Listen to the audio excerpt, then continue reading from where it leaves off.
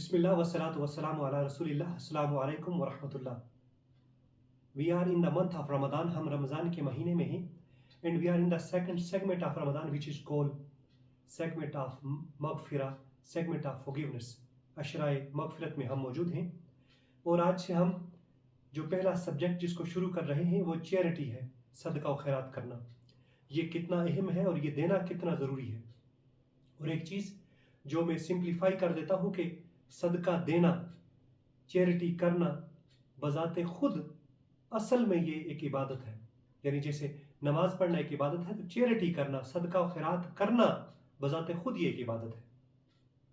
تو یہ ہمیں ذہن میں رہنا چاہیے. تو آج اس کو ہم سورۃ المعون سے سمجھنے کی کوشش کریں گے. یہ وہ سورہ ہے جس میں اللہ سبحانہ و تعالیٰ نے حقوق اللہ اور حقوق العباد کو اس چھوٹی سی سورہ میں, اس 7 آیات میں اکٹھا کر دیا ہے. We will go through the Surah Al-Ma'un, and in these 7 verses Allah subhanahu wa ta'ala combine the rights of Allah and the rights of people, his own rights and the rights of his own creation in one surah. And these are 7 verses. Allah subhanahu wa ta'ala ارشاد فرماتے ہیں, اعوذ باللہ من الشیطان الرجیم, بسم اللہ الرحمن الرحیم. اللہ کے نام سے شروع جو نہایت مہربان ہمیشہ رحم فرمانے والا ہے. ارأیت الذی یکذب بالدین, کیا آپ نے اس شخص کو دیکھا جو دین کو جھٹلاتا ہے؟ یہ سوال ہے. This is the question which Allah subhanahu wa ta'ala asking. Have you seen that person who is denying the deen of Allah subhanahu wa ta'ala? Have you seen that person? Who is he or she? This is very important to understand. How important the rights of Allah and the rights of people on the same time together.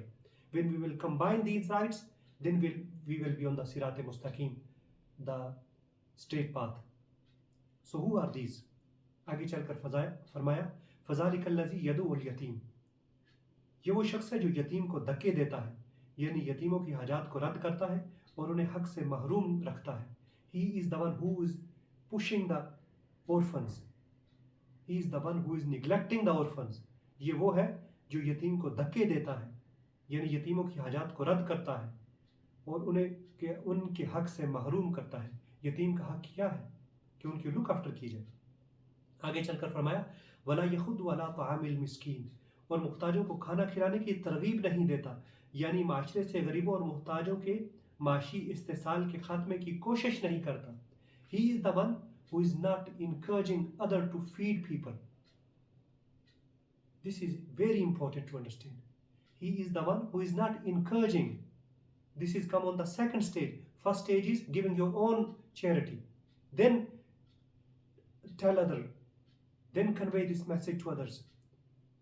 Then spread this message to others. And here Allah subhanahu wa ta'ala is saying, the one who is not telling others, letting people know that these people are hungry, on that part of the world people are hungry, feed them. He is neglecting the deen of Allah subhanahu wa ta'ala.